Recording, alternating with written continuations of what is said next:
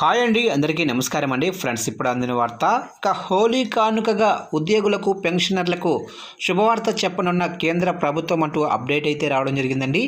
అయితే ఇందుకు సంబంధించిన వివరాలు అయితే మన వీడియోలో తెలుసుకుందామండి. ఆ గుడ్ న్యూస్ ఏంటనేది వీడియో మాత్రం పూర్తి వరకు చూడండి ఫ్రెండ్స్. అప్పుడే మనకి పూర్తి సమాచారం అయితే తెలుస్తుంది.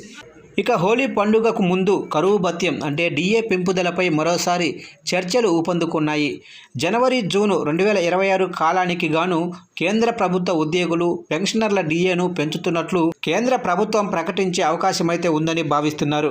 అయితే గత 5 ఏళ్ల ట్రెండ్ను గమనిస్తే మార్చి ప్రారంభంలో వచ్చే హోలీకి ముందే ఇటువంటి ప్రకటనలు రావటం సాధారణంగా జరగలేదు. ఇంతకుముందు జూలై, డిసెంబరు కాలానికి సంబంధించి అక్టోబర్ 1, 2025న 3% పెంపును ప్రకటించారు. దీనివల్ల ప్రస్తుతం ఉద్యోగులకు 58% డిఏ అందుతుంది. దీనికి సంబంధించిన మరిన్ని వివరాలు ఇప్పుడు మనం తెలుసుకుందాం. ఇక వివిధ కేంద్ర ప్రభుత్వ విభాగాలకు చెందిన ఉద్యోగులు, పెన్షనర్లు తదుపరి సవరణలో 2% డిఏ పెరగొచ్చని ఆశిస్తున్నారు.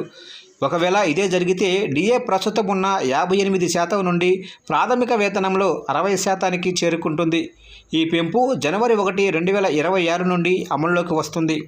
డిఏ పెంపు నిర్ణయం అనేది all India consumer price index data గత నెలల ద్రవ్యోల్బణ గణాంకాలపై ఆధారపడి ఉంటుంది. హోలీ వంటి పెద్ద పండుగ కావడంతో అంచనాలు పెరిగినప్పటికీ ప్రభుత్వం క్యాబినెట్ నిర్ణయం కోసం వేచి చూడవచ్చు. దీనివల్ల ఏదైనా కొత్త ప్రకటన హోలీ తర్వాతే వచ్చే అవకాశం అయితే ఉంటుందని భావిస్తున్నారు. ఇక కరువు భత్యం ప్రకటన గురించి హోలీ సమయంలోనే ఎక్కువగా చర్చ జరుగుతూ ఉంటుంది. ఎందుకంటే భారత ప్రభుత్వం సాధారణంగా ఏడాదికి 2 సార్లు డిఏను సవరిస్తుంది.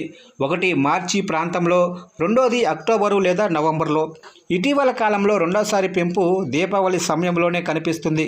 అయితే మార్చిలో చేసే ప్రకటన ప్రతిసారి హోలీకి ముందే జరగలేదు. ముఖ్యంగా హోలీ పండుగ మార్చి ప్రారంభంలో వచ్చినప్పుడు క్యాబినెట్ నిర్ణయం తరచుగా ఆ నెల చివరిలో జరుగుతుంది. ఇక ఈ నేపథ్యంలో నిర్ణయం ప్రక్రియలో అసాధారణ వేగం ఉంటే తప్ప డిఏ పెంపు ప్రకటన హోలీ తర్వాతే వెలువడే అవకాశం అయితే ఎక్కువగా ఉంది.